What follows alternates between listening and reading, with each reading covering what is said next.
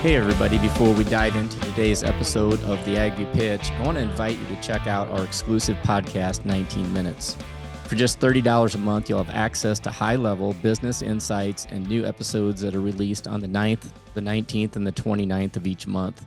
Topics include finance, cost of production, team health, taxes, collaboration, and much more. With 77 episodes already available, signing up gives you immediate access to all past and future content. Click on the link in the show notes and subscribe and start boosting your bottom line today. Welcome everybody to another episode of the AgView Pitch. Today we're going to do a dad's wisdom with the famous Paul Neiffer, the tax CPA, but somebody who's been involved in agriculture his whole life. And I want to ask a lot of questions on just observations of what works, what doesn't, just things that he's observed over the years. And also start out, Paul, welcome. Thanks for being here. I think I'm looking forward to this. Yeah, well, I'm not used to, I'm starting to sound like the old guy, know, so that's okay. Well, I'm starting to feel like that in our farm operation. I was thinking that the other day. I'm like, I think I'm the oldest one now in the operation, which is, that happens, right? Yeah, it happens eventually. Yeah. It's better than the alternative. Yeah. I'll say that. Exactly. Well, let's start out with a little background of yourself. So you grew up on a farm. Yep. Talk a little bit about where you grew up, a little bit about your parents, what it was like growing up on the farm, where you were at. Give us a little background. Yeah, I think we all have some unique stories. Again, I grew up in southeastern Washington State, little town of Dixie, Washington. It's about 10 miles east of Walla Walla. So I think a lot of people probably have heard of Walla Walla. On the edge of the Palouse country. So we had very, very steep hills. I grew up operating tractors and combines on 50 or 60% slopes. Matter of fact, Chris, you've been out in that area. I think you can verify it's steep. It's steep out there. And a little bit unique. My parents were older. My dad was 46 and my mom was 35 when they got married. They had me 9 months and 14 days later, and then they had my brother exactly 10 months to the day after that. And I remember my wife, when we got married, she asked my mom, why in the world did you have Paul and David 10 months apart? And my mother said, well, it wasn't my idea. So, that's, and then my sister was 13 months after that. But, I'm typical farm boy. I mean, I was on the tractor at 6 months old. I was on the combine, laying on the floor, sleeping. And so I started operating. I think I was driving tractor, and we had Caterpillar tractors because back then, like a John Deere 4020 would probably tip over on those hills. So we had to use Caterpillar tractors before the four-wheel drive came out. So I was driving tractor for my dad probably at age 12, and then combine, I think I started full-time at age 14. But it was interesting.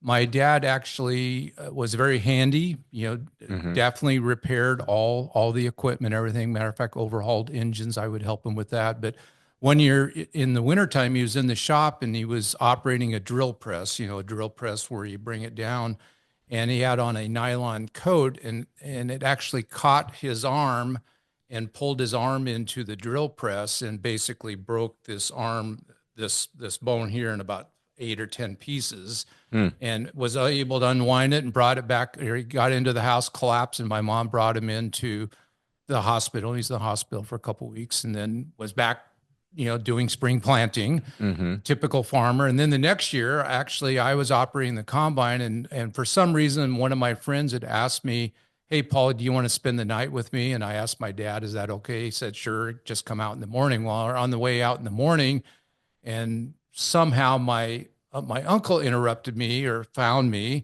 and said, hey, your dad has flipped over the combine. So we get out there, and my dad, sure enough, had flipped over the combine. It was a 2-day-old combine, and the transmission gear, we found out later on, actually a transmission gear sort of blew up, and suddenly he's going backwards, turned it in to the hillside too much and flipped it over, and then had a throttle lever stuck through his leg and through the thigh. And then the EMTs finally showed up, and they said, well, how are we going to get Otto out of the combine? And finally they handed a hacksaw to my dad, and he had to hacksaw himself out of the combine. And I remember telling that to, quote, a city slicker, and the guy goes, your dad had to cut off his leg? And I go, no, he just had to cut off the throttle lever. So you sort of grow up with that. And my dad only had an 8th grade education. My mother was actually the math brain in the family. That's where I get it from. She went to college and so on. But interesting, my mother did not speak English until she went to grade school. Her parents were Norwegians. Her Mm. dad had immigrated from Norway. My dad grew up in the Dakotas, was only had an eighth grade education. Actually, during the Depression, hopped on a freight train and came out to the Pacific Northwest. So you Mm. sort of have that background that sort of that Mhm. melds you. Mhm. And I remember when I was getting ready to go into college, I really wanted to farm. That was sort of the passion I had. Now, my parents were getting ready to retire. They owned all the land free and clear, didn't have any debt. But, I was talking to my dad and we're sort of calculating, well, I can't really, we don't have a large enough farm at that point in time to support both my parents in retirement and myself. And my dad, because I think of the fact that he only had an eighth grade education and so on, he really pushed me to be a CPA versus being a farmer. Mhm. And of course, that was the early 80s. Mhm. Times were sort of tough back then. So that's essentially why I ended up going into becoming a CPA instead of going into farming, was a couple of those reasons. Mhm. So at that time, what would you say, growing up on the farm, obviously you worked a lot with your dad. Is there any like outstanding lesson or something that he taught you, even though an eighth grade education, just experience and wisdom, right? It's kind Yeah. of this wisdom conversation, is there any kind of key things that he embedded in your brain and your mind? Yeah, I think the one thing I noticed very early on about my dad, maybe compared to some of my uncles that were in farming too on my mother's side, my dad was a hard worker. Hmm. My dad never took really time off. He was willing to be there early on. I would notice a couple of my relatives, maybe my dad would be ready to start at 6 a.m. if he needed to, and they'd Hmm. be rolling into the field at 10 a.m. and wonder why in the world we got our stuff done and they're still out there working. Hmm. So I think just the value of putting in time, putting in effort. You don't always have to be the smartest. Matter of fact, you can be too smart, I think, at times. You just have to put in the work and do it right. Hmm. Talk about being too smart. That makes me think of the information overload that we have in today's world, right? Yeah, It's so many things you can calculate and so many ways to yeah, look at yeah. different things that, It's paralysis by analysis, yeah. and I think that's one thing in my career. Probably maybe to a fault at times, I'm very quick at doing things. Hmm. I can be a little bit impatient. But what I've learned is get something done. If it's wrong, you can fix it. Hmm. If you don't get anything done, it's wrong because you haven't gotten it done. So, Right, right. so I have always been a firm believer of, you still got to do your analysis, but once you make a decision, get it done. Hmm. You know, For sure. yeah.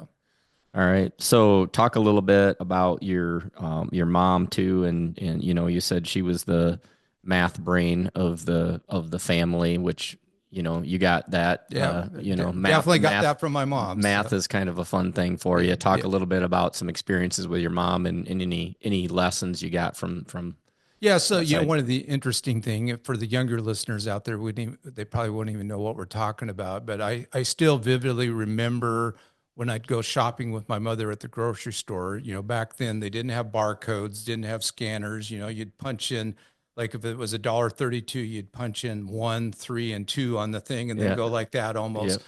And my mother, very early on, I would notice she's actually calculating what the amount's going to be.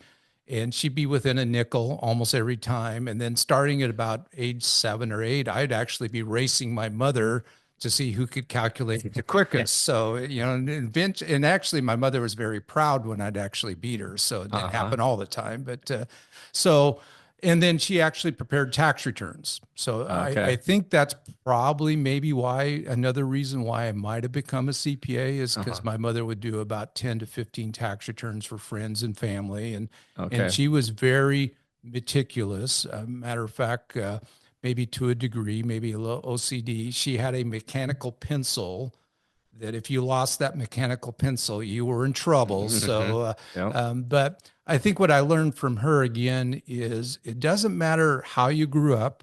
It doesn't matter what your background. And like I say, she didn't learn English until the first grade. Her graduating class was three people, and she was the only girl, and the other two boys were related to her. So, I mean, she was a little bit sheltered in a way, and then Mm-hmm. ended up going to college. So that was good. But I think the idea again that it, and they were a firm believer. It's not what you make; it's what you keep. You Mm. know, my parents had at the peak they probably farmed. We probably farmed 1,000 acres, but they owned about 400 acres free and clear. And compared to other people in the area, maybe we were a little bit on the smaller side. But I can tell you from a net worth side, my parents actually probably did as good or better because they were very, very frugal. I mean, Mm-hmm. I remember taking until my brother and I got a car. We took two vacations longer than 2 days. My whole, from age 0 to 16 until I Mm-hmm. got a car. So, Mm-hmm. frugality was important to them. Now, I'll admit that, this generation, including myself, I'm not as frugal as my parents, and Mm-hmm. that's probably good to some degree, but that was very important. Mm-hmm.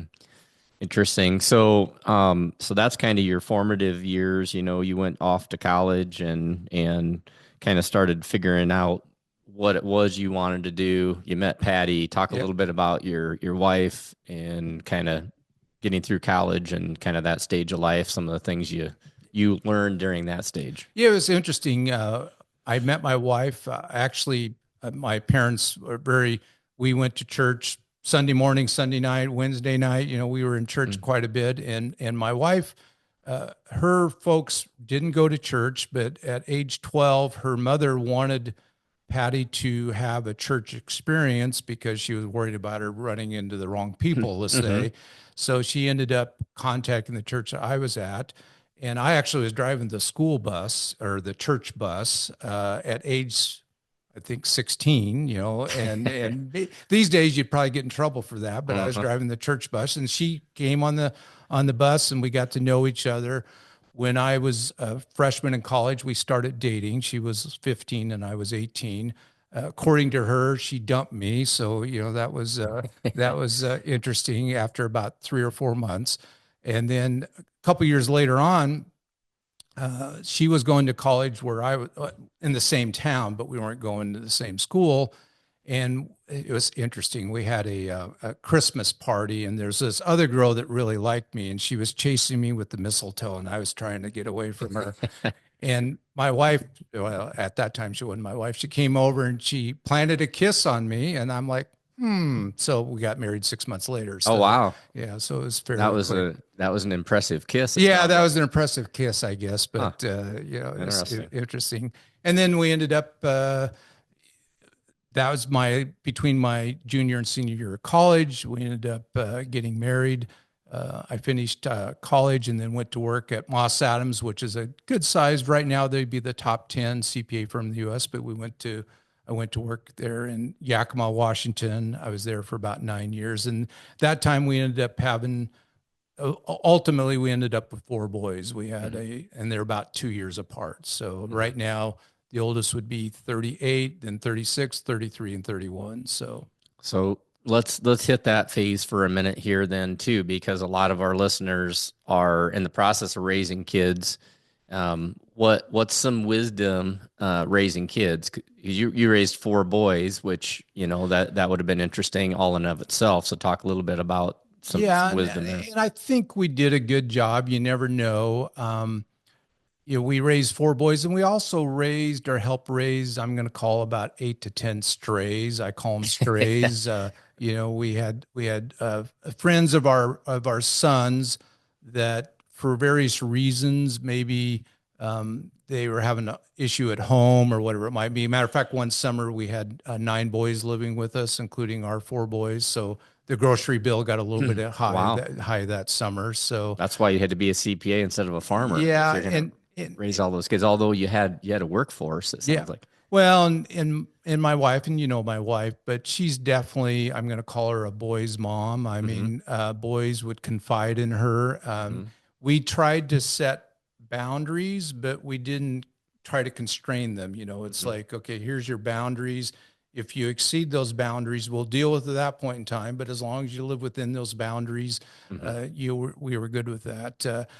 Again, I grew up in a church that was pretty conservative, and I remember when those kids that had parents that were too conservative and those kids ended up going off to college on their own, they got a little bit too wild. So, Hmm. Yeah. we were trying not to be too conservative, but we also wanted to make sure that they knew what the boundaries were. So Hmm. I think we were fairly successful in that. That's awesome. So any good lessons, anything you would tell people when you're raising kids, do this or don't do that? And I like the idea of, making sure you give them enough freedom so they can explore Yeah, and because be themselves. what you find out, and especially I had some relatives that are that way, that they were so restrictive that once they finally were on their own, they Hmm. went too far. Hmm. So it's sort of like rubber bands. If you pull too much one way on the rubber band, when you let go, it's going to snap the other Hmm. way. So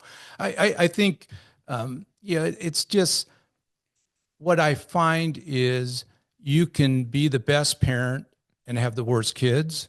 You can be the worst parent and have the best kids. I mean, Hmm. the reality is, um, you do your best, you hope Hmm. for the best, and likely you're going to get it. Another thing, I mean, it's a little bit funny. If you find your kids are dating and you really like the person that they're dating, you tell your kids you don't like them. And then if you don't like the person, then you tell the kids that you like them, because Oh, I see. They're typically gonna do what the they're opposite of going to what you do the say. opposite. Huh. Yeah. So at least Okay. in that teenage years, Yeah. so Interesting. yeah. Yeah. Yeah. They seem to have their own in the teenage years, in my experience too. It seems like they have their own mind and they want to have their own mind. So whatever mom and dad think, I'm going to think different. So that's a good point. Exactly. Now, that's again, I wouldn't suggest that on a Yeah. serious note, but I Yeah. did find out that, yeah, if I like somebody, I probably wasn't going to say that very Yeah. often. So I Gotcha. learned that fairly early on. Gotcha. All right. So, real quick on Patty, any advice on marriage? Because and we're gonna get into the farm stuff here in a minute, but you guys have had a great relationship, four awesome kids, and talk a little bit about that side of it and the support that you need because you're gone a lot, right? Yep. You're kind of, even though you don't farm, you kind of do. You're farming the farmers, in Yep. other Yep. words. Yeah. And so, you have a spouse that is very supportive and backs you up. Talk a Yeah. little bit about the importance of that. Oh yeah. I'm going to say, that being a CPA during tax season can be very onerous on a marriage It's family. like harvest time, right? Well, it's harvest for A long 18 time. weeks, Yeah. or spring planting. It's like spring planting for 18 weeks. Right. Um, I only heard my wife complain once about, the 40 plus years I've been, and during, just to give the idea for the people out there, for many of those years, I would get up at 2 a.m. and work till 6 p.m., 5 p.m., 6 p.m., 7 days a week from the middle of January to April 15th. I mean, that's Mm-hmm. the type of hours that we're putting in. But I also made sure that when my kids have sporting events, Mm-hmm. basketball, football, golf, whatever it might be, I wasn't going to miss it. Mm-hmm. So, but again, my wife was very supportive. It made it very easy for me to put in those hours when needed. Matter of fact, she probably made other males a little bit jealous of the Mm-hmm. support that my wife would Mm-hmm. give, because she never complained to other wives about the hours that, or at least I never heard it. Right. So I think that was very important, is that, and I know it's a cliche, but it's true. Happy wife, happy life. I Yeah. mean, yeah. Yep. So, Yep. and then for the listeners out there, my wife about a year and a half ago got, about a year ago actually, got diagnosed with non-Hodgkin's lymphoma cancer. We got through the treatment. She's actually growing her hair back now, and Nice. and she's doing very, very well. And the biggest concern that she had during that whole process wasn't for her, it was for me. She was worried that I wasn't going to be able to really take care of her. Hmm. And she was, I think, pleasantly surprised that I actually know how to do Yeah, you household can. chores and so on. Yeah, So you can do that stuff if you yeah, have to, yeah. right? And it's a 50-50 teamwork. I Right. mean, Yeah, you know, that's that's key. the important one. Yeah, So, that's awesome. Yeah, that's great. I'm glad she's on the mend and oh yeah, she's doing doing well. great. That's Yeah. awesome. Yeah. That's great. So, So let's dive into shift gears a little bit here and dive into some of the lessons over the years. So, you started as a CPA.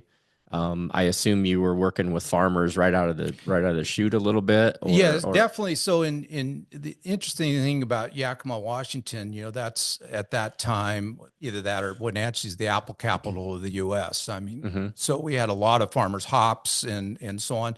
Didn't have a lot of corn and certainly no soybeans, but so yeah, probably 80% of my work was dealing with farms or businesses related to farming.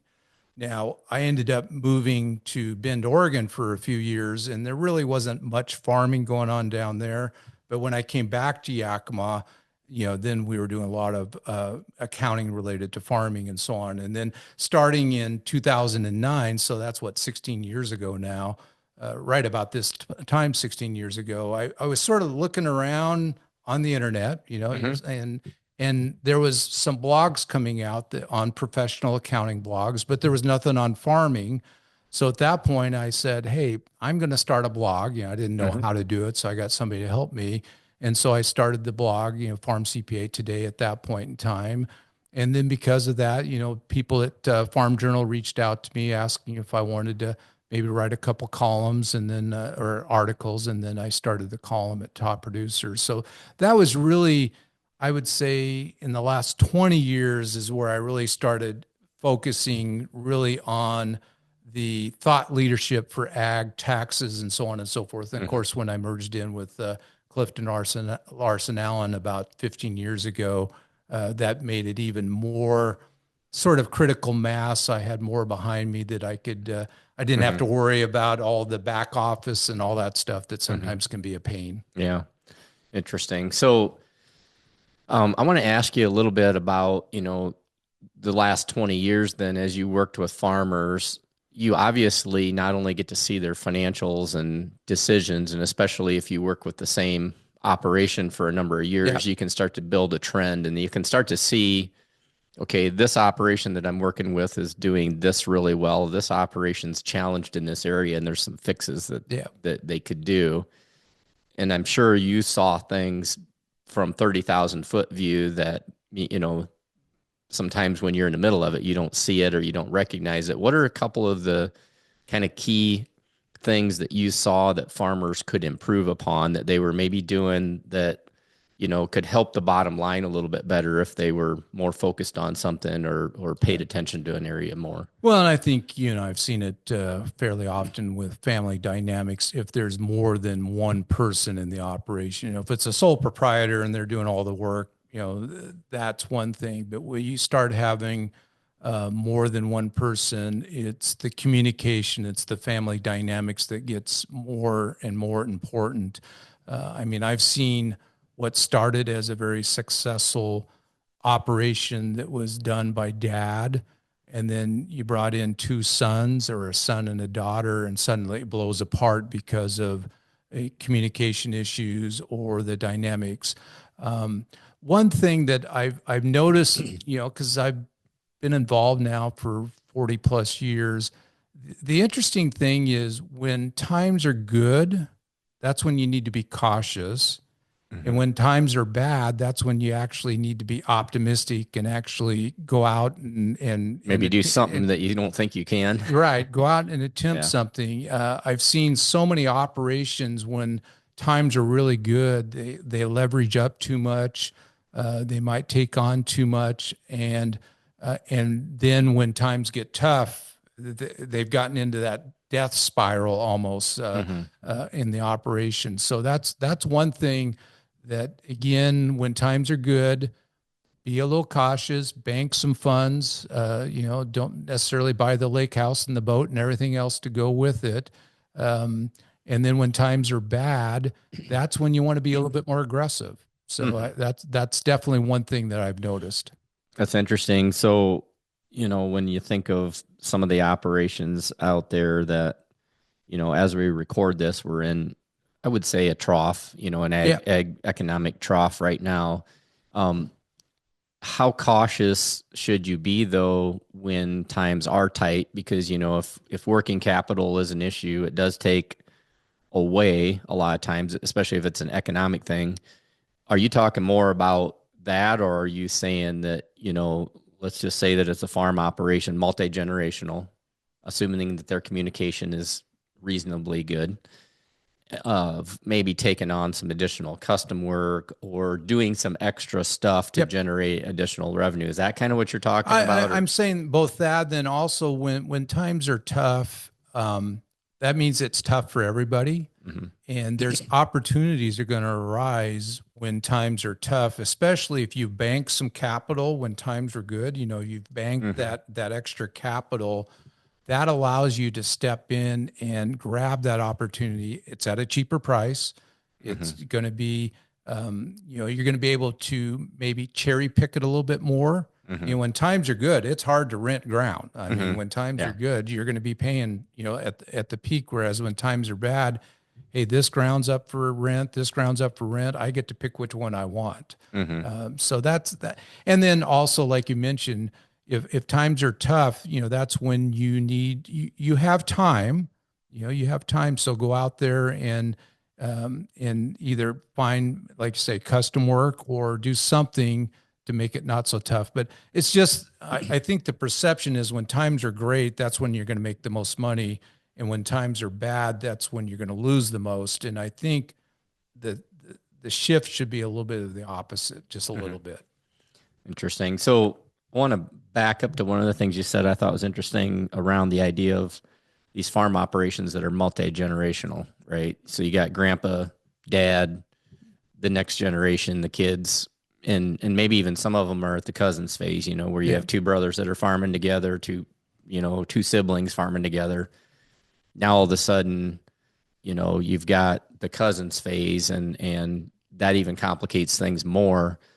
As an observation, communication is, I always tell people, with our experience, communication has a lot to do with structure, it has a lot to do with clearly defined Yep. roles, responsibilities, and ultimately decision rights Yeah. of, who gets to make what decisions in what division of the business.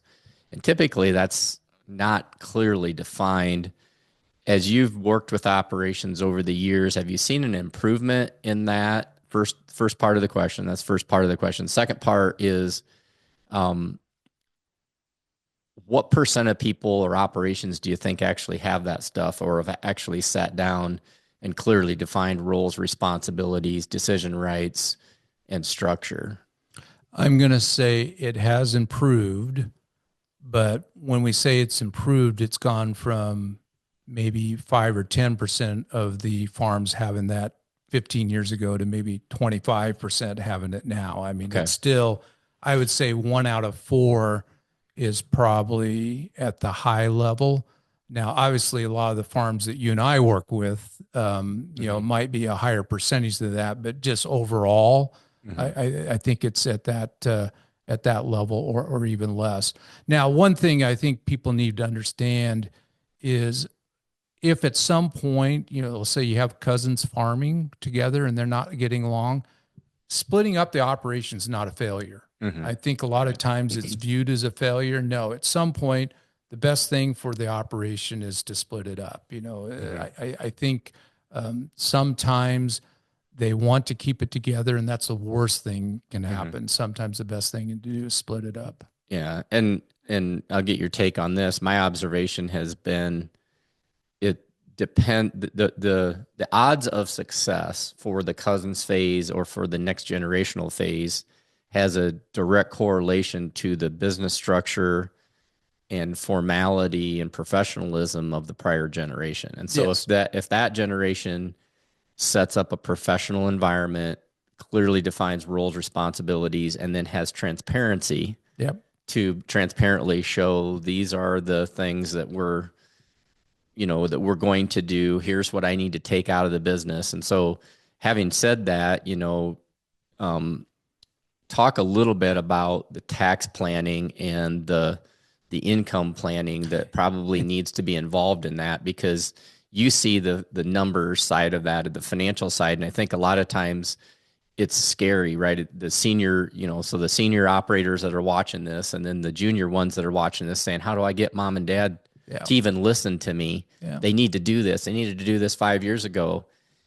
Talk a little bit about, Yeah. The more how they deal with it. successful ones actually um, calculate what that deferred tax liability is almost on an annual basis. So it's not a surprise. The ones that don't plan for it, they are surprised by it. The ones that understand, hey, I know that I've been able to prepay, I've been able to defer, and I know that the last year I farm, I'm going to have all my expenses in the year that I harvest it, but then I'm going to sell 80% of that crop the next year and I'm not going to have any expenses. So they're prepared for that. And there's various things that we as professionals can help them, whether it's a charitable remainder trust or a cash balance plan.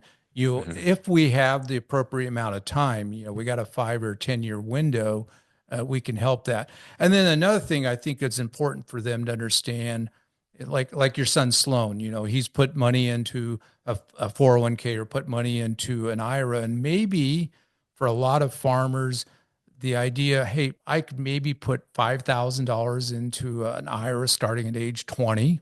Well, if you do that for the next 40 years, by the time you get ready to retire, you're going to have a fund of $5, $10 million.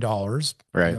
It can be that high. Yeah, for sure. And it's a whole lot easier to transfer that farm operation to the next generation. When you have a retirement plan. When you have a retirement plan. Whereas if you just reinvest everything back into the farm operation, not separate, but reinvest it back in, yes, you have it, but that compounds your tax issue.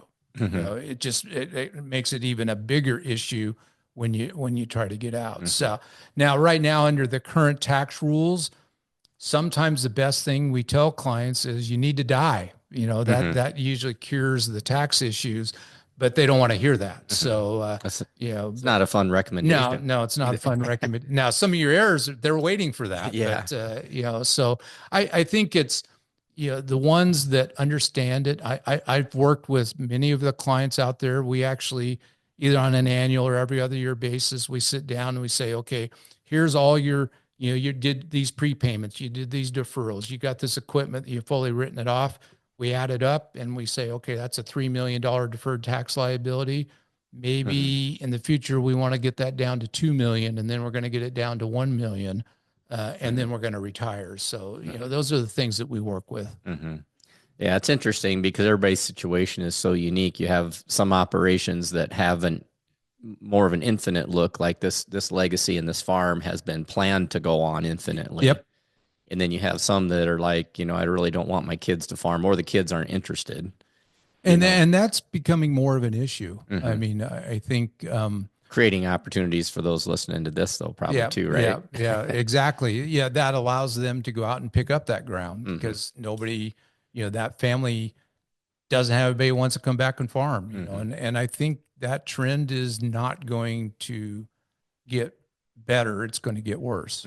Yeah.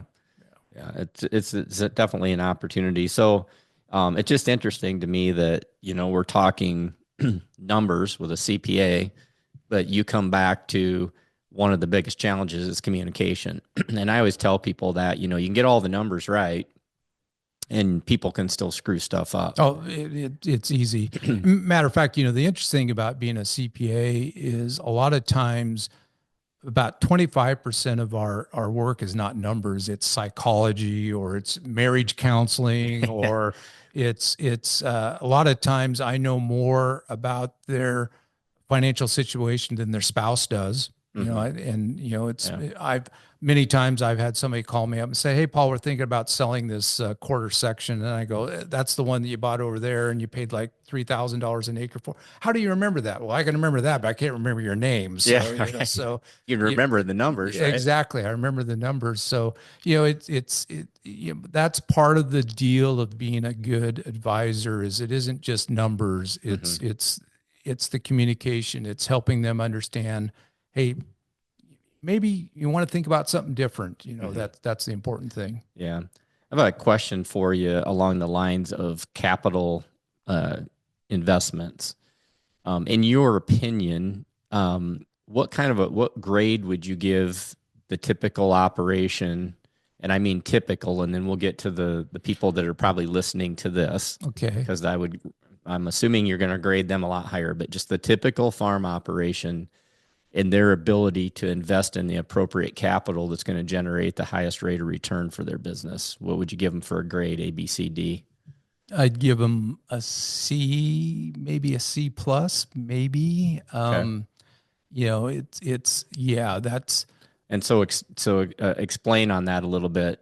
So they're buying capital items. What are they buying, and what should they be buying instead of what they're buying? well, again, we come back to sort of one of the things I like to talk about, contribution margin. Mm-hmm. They're not really using that type of analysis. A lot of times they're just buying what maybe the input person said or what their neighbor was doing.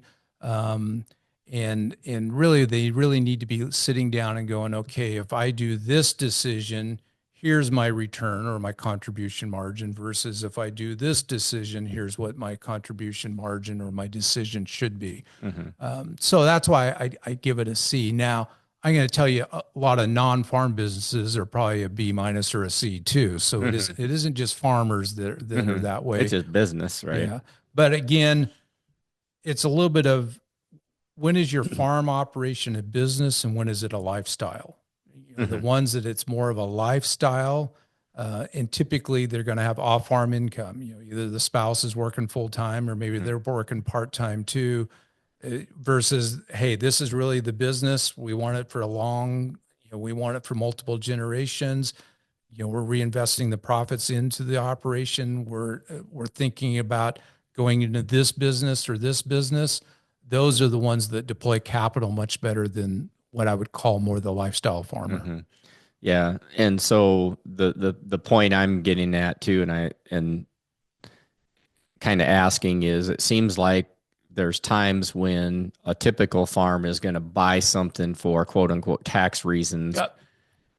and I'm sure you see that to try to avoid taxes. But, what's your advice based on your observations, the best way to manage the tax and mitigate tax consequences, but yet understand you still got to pay them? Yeah, and one of my sayings, and I think I came up with it. I've never heard it before, but I think I came up with it. Is working capital that you've paid taxes on. Mm-hmm. You've paid the tax on it. That's your working capital. You can do whatever you want to with it. If you've not paid taxes on your working capital, it's either Uncle Sam's. Part of it's Uncle Sam's, or part of it's the bank. Mm-hmm. So I think and it's a little bit of a teeter totter. I mean, Mm-hmm. certainly if you're going to expand, you're going to have working capital that's not been taxed on. So I think it's important to understand that you don't want the tax tail to wag wag the dog. That's certainly been out there. I mean, matter of fact, I remember I had a meeting with a brand new farm client, and we're walking through the barn, and there's a brand new tractor sitting over in the corner, and the wife sort of nudges me and says, "Paul, look at that tractor over there." And I go, "Yeah, it's a nice looking tractor. I mean, it was a nice John Deere. I can't remember what it was." And she goes, "We bought that like 2 years ago because we had to save on taxes and we've never used it. It just sits there collecting dust." Well, that's the issues that we have at times. It's too Right. easy for farmers to get in that trap. Matter of fact, I know when I was at TPAP, and I've heard Dick Whitman say this, and I agree with it a little bit. The worst thing that's really happened to farmers is the cash method of accounting. It Mm-hmm. allows them to prepay, defer. Now, again, within reason, I'm still going to promote it. I'm still going to use it, but you just need to understand what is the appropriate amount. Yeah. And like you said, it's the understanding annually what your deferred tax consequence is each year so Yep. that you know at least where that number is and can you accommodate it. So I want to kind of work toward wrapping up with a topic around the idea of um, pre-retirement, not retirement, but pre-retirement, and then eventually retirement. But I have a different term for that, which, you and I are friends with Mike Finley, Yep.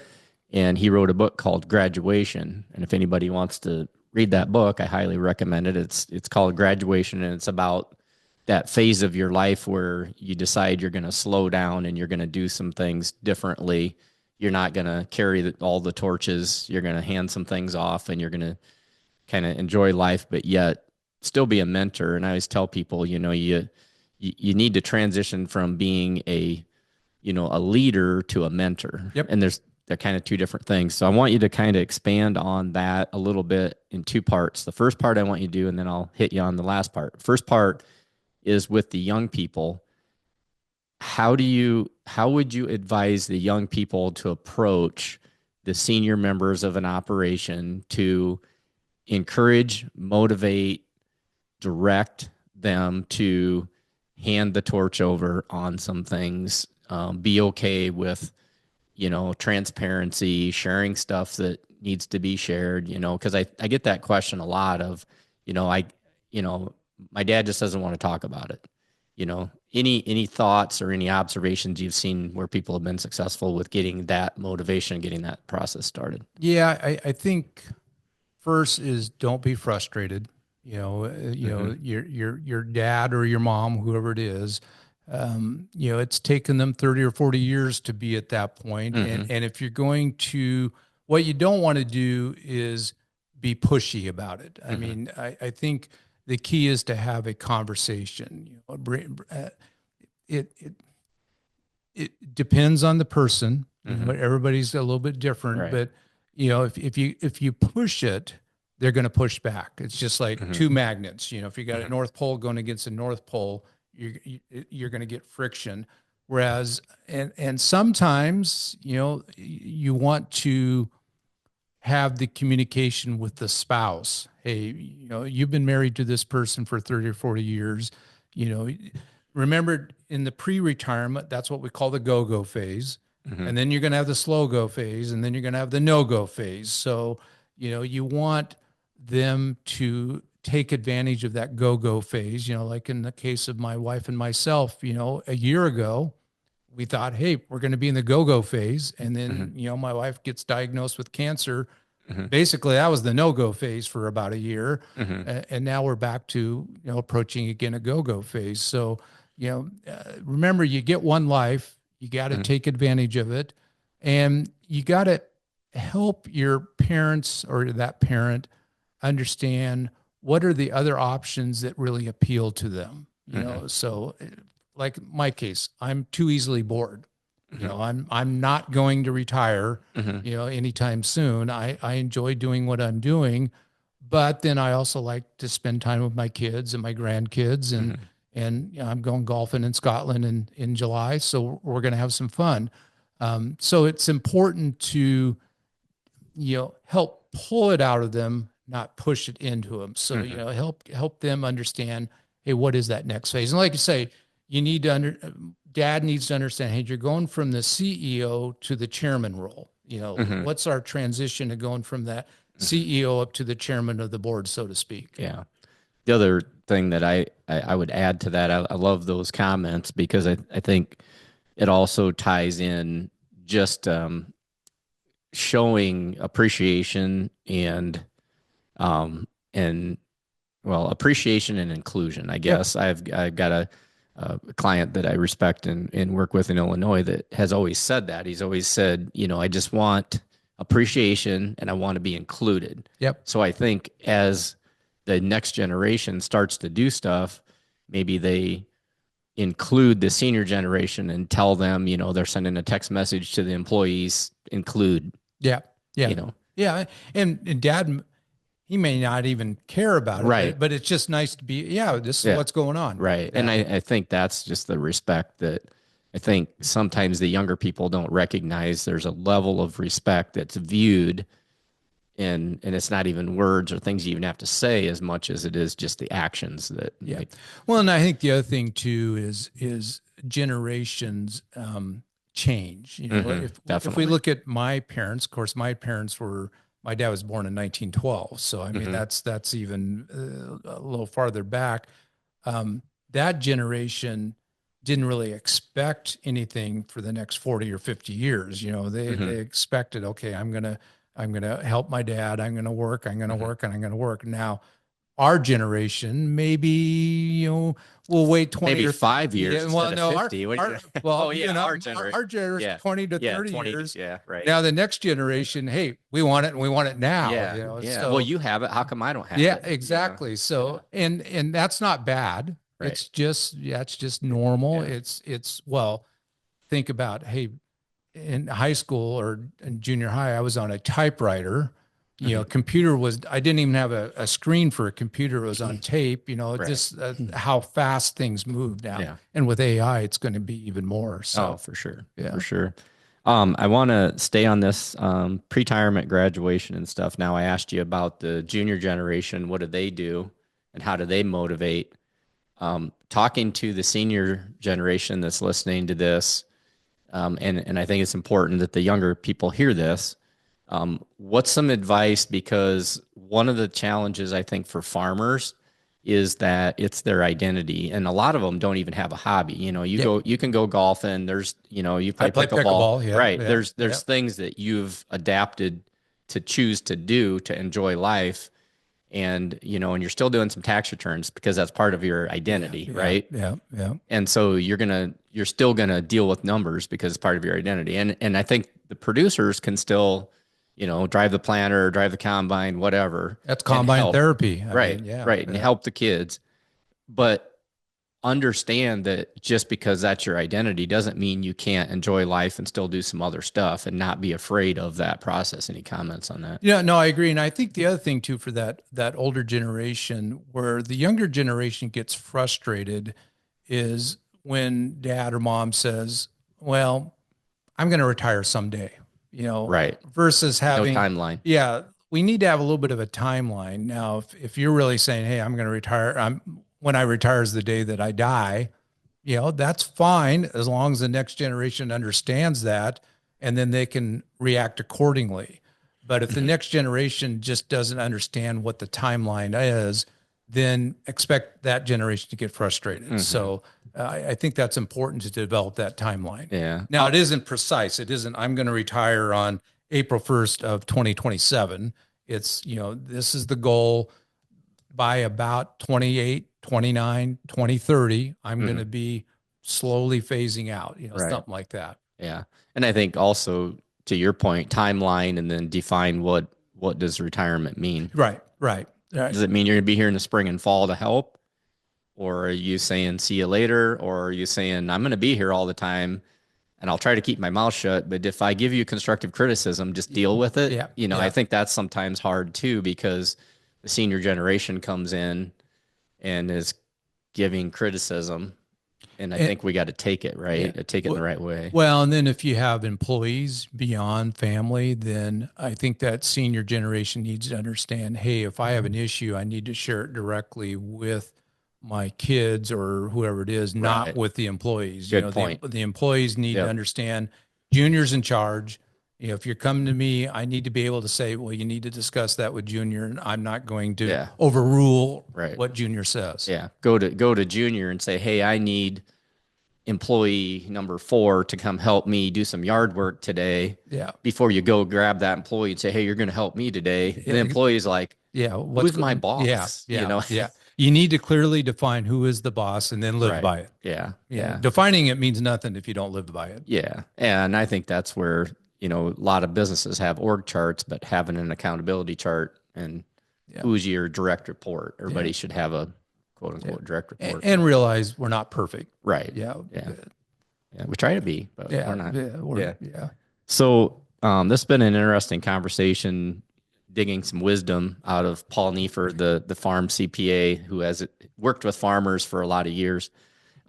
As we wrap up the conversation, I'd like you to just kind of give you the last word with respect to, what's some advice you would give, the listeners in terms of, whether it's transition or just getting to the next level, getting to that next stage, because a lot of the operations we work with and that are listening to our podcast pretty regularly are pretty advanced operations, and they're constantly like, I want to get to this next level.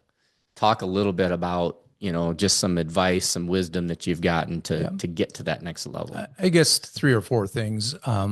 First, I think we need to understand it's not the destination, it's the journey. Mm-hmm. You're going to make mistakes. Matter of fact, you learn better by making mistakes. Mm-hmm. And then I'm also a firm believer in what I call the 3-5% rules. Where you're trying to get to that next, you got your mountaintop goal. Well, do something on the input side or on the cost side, the revenue side, and the yield side that's 5% better. Shoot for those 5%. Don't be shooting for the home run because you're going to strike out too many times. I'm a firm believer that if every year you can compound each of those 5%, in 10 years, that's 15%. That means in 10 years, you're going to be 4X, because of the power of compounding. So now that's not going to happen every year. We know Mother Nature is going to, jump in a lot of those times, but just key in on cost, revenue, and yield when you're talking farming. Just incrementally getting improvements in each of those, at least 5% a year if you can. Over a 5 or 10 year period, that's going to be enormous. It's exponential. Yeah. Like I say, it's 4 times over 10. It's 16 or more times over 20. So just realize that you don't have to swing for the fences, because if you swing for the fences too many times, you're going to eventually strike out, and that may be fatal. So that's one thing that I would certainly suggest. And then the other thing too is, bigger doesn't always mean better. Better means better. So, try to make sure that your operation before you get bigger is better. So if you can just work on better, bigger will come. If you work on bigger, better may not come. So that's the way I look at it. Yeah. Awesome. That's all really good advice. I'm going to go against my better judgment and ask you one other question, even though I gave you the last word, and then I'll give you another last word. Okay. But you had mentioned retirement in terms of where you're putting your money in. You had kind of, and I meant to ask this earlier in the conversation, around the idea of having a diversified portfolio. And I meant to ask that, kind of forgot, but that diversified portfolio means essentially, going into, like Mike Finley talks about, taking a certain percentage of that money, putting it away. Any comments on that? I meant to ask you that too. I want to kind of have you talk about the importance of that, or your observations of those who did that versus those who didn't, advantages. Definitely. I think, because farmers tend to, they have 3 genetic chips implanted at birth. One is thou shalt buy as much land as you can. Another one is thou shalt buy as much green paint, yellow paint, red paint, whatever color equipment. Yep. And then finally, thou shalt not pay taxes. And so farmers tend to key in, I think, a little too much on rolling or putting all their money into farm assets. And I think the reality is, the more that you can allocate to retirement assets, whether it's in a retirement plan or just a brokerage account, I don't care. The idea with that is, when times are difficult in farming, times outside of farming tend to be a little bit better. And so that risk, you're mitigating that risk over time, especially if you start young at age 16, 18, 20, 22, and do it for the rest of your life. You're going to easily build up, millions of dollars if you do it correctly. And it's not work. I mean, matter of fact, the best thing you can do is just put the money in a diversified index fund, ETF, whatever it is, and not look at it for 40 years. Right. That's by far the best advice I can give anybody. Right. Because when you look at it, that's when you make stupid decisions. Yeah, you're not buying and selling individual stocks. You're just putting the money in. And you continue to put it in and let it grow. And that really makes that transfer to the next generation a whole lot easier. You know, if you've built up that nest egg and you're saying, hey, this farm, we want it to be for multiple generations. It's not my asset. It's really an asset of the family. It's going to be much easier to transfer that to the next generation if you have outside sources. Now, a lot of times you're going to have farmland and you're going to get the rental income, but it's just going to make that transfer so much easier. Yeah, for sure. Well, I think that was really good advice. Any other last words? No, I think you know, farming, it's in our blood. I think it's in your blood. It's in my blood, even though technically I haven't been a farmer. Well, I guess the last 5 years. Well, I've been a farmer the last 5 years for sure. When you're financially involved, you are farming. Yeah, exactly. You know, it is a lifestyle, but it needs to be a business. Yeah. So Good advice. I always tell our clients that, you know, you're a business person, you just happen to farm. You know, I mean, it's just one of the things that the business that we are in, I guess you could say. So, well, and I will say the last thing is it's a whole lot more fun to combine on 50% slopes than this flat land out in this area. So yeah, I will say that. Yeah. Well, it's probably more entertaining, especially when you're sliding down the hill along the way here. Yeah, I've done that a few times. I've bucked a combine. You know, when the rear wheels are coming off the ground about 4 or 5 feet, it's a little hard to steer in that situation. Well, yeah, I would think you're steering with your brakes. Yes. Right? You learn that right away. Yeah. And you find out how strong the feeder house is. Exactly. It's going to hold everything. Exactly. So, sounds good. Well, hey, Paul, I really appreciate the conversation. This has been a great dad's wisdom, CPA wisdom, farm wisdom conversation. Really appreciate your time today. You're welcome. Thanks, Chris. All right. Thanks a lot. And again, thanks everybody. We need to get back and be doing some more of these dad's wisdoms. It's just that Shay and I and Joe and Andy and Jeremy now have been pretty busy, and you helping us as well. So as we get those going, though, if you've got a dad that you would like us to interview or you would like to be interviewed yourself, we like to get these dad's wisdoms out there because I think there's some really good lessons and things we can get out there to everybody. That said, thanks again to Paul. Thanks everybody, and we'll catch you again next time on the Aggie Pitch.